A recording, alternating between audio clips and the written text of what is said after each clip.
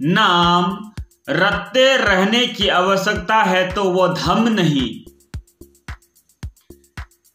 अपने धम्म को लेकर स्वयं अपने बारे में भगवान बुद्ध का यही दृष्टिकोण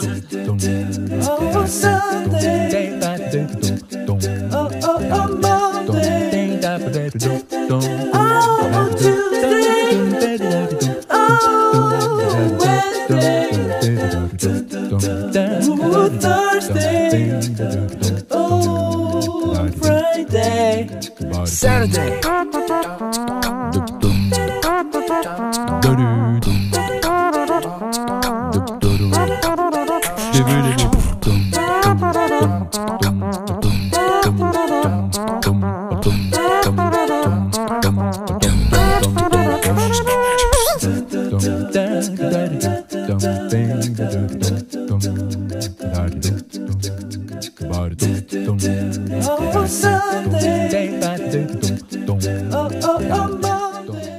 नमो बुद्धाय।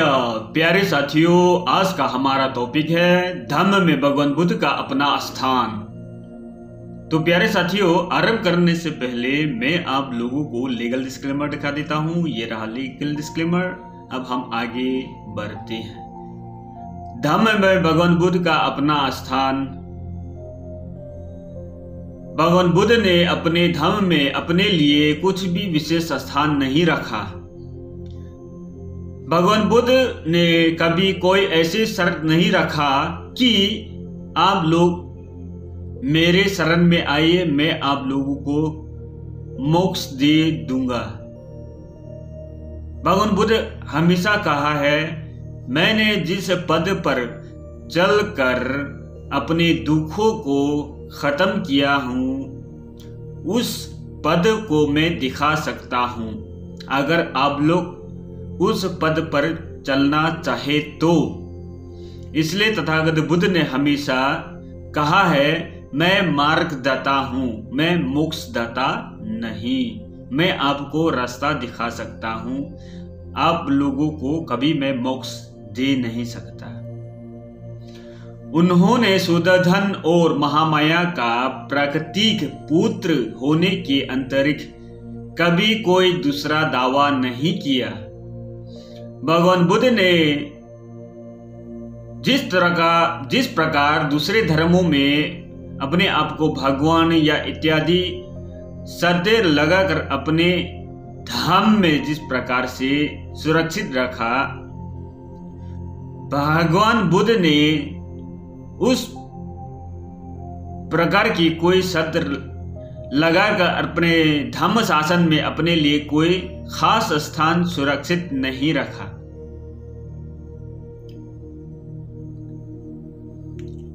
यही कारण है कि इतना व्यामय रहते हुए भी हमें बुद्ध के व्यक्तिगत जीवन के बारे में इतने कम जानकारी है।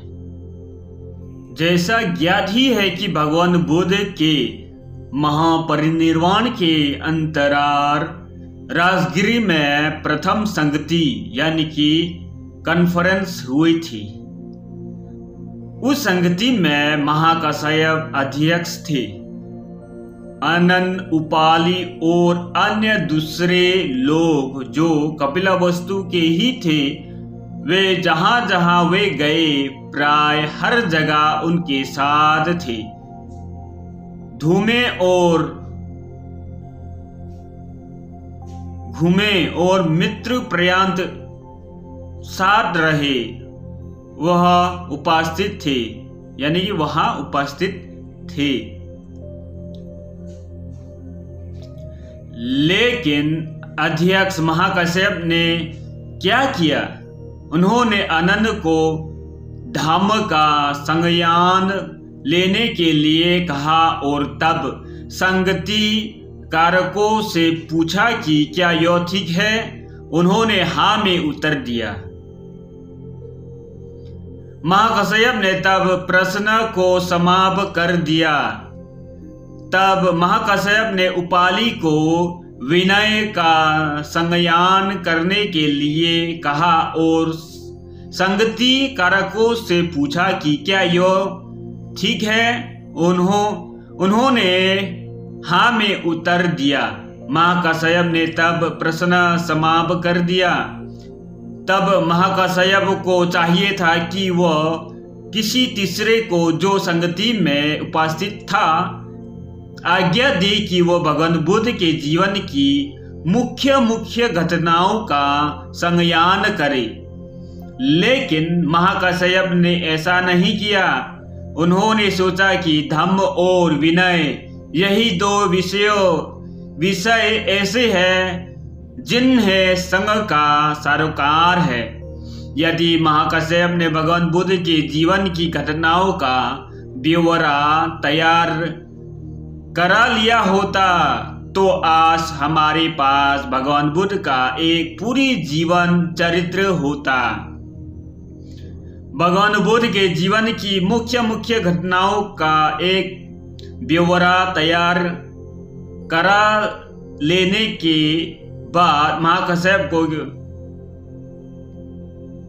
काश्यप को क्यों नहीं सूझी। इसका कारण उपेक्षा नहीं हो सकती। इसका केवल एक ही उत्तर है कि भगवान बुद्ध ने अपने ये धम्म शासन में अपने लिए कोई विशेष स्थान सुरक्षित नहीं रखा था।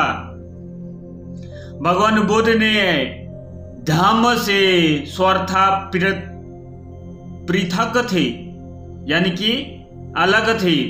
उनका अपना स्थान है, धम्म का अपना।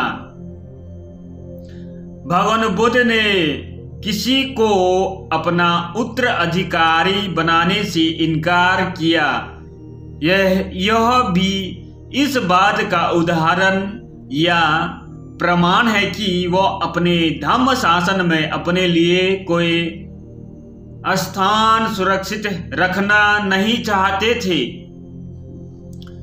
2-3 बार भगवान बुद्ध के अनुयायियों ने उन्हें प्रार्थना की कि वे किसी को अपना उत्तराधिकारी नियुक्त कर दे।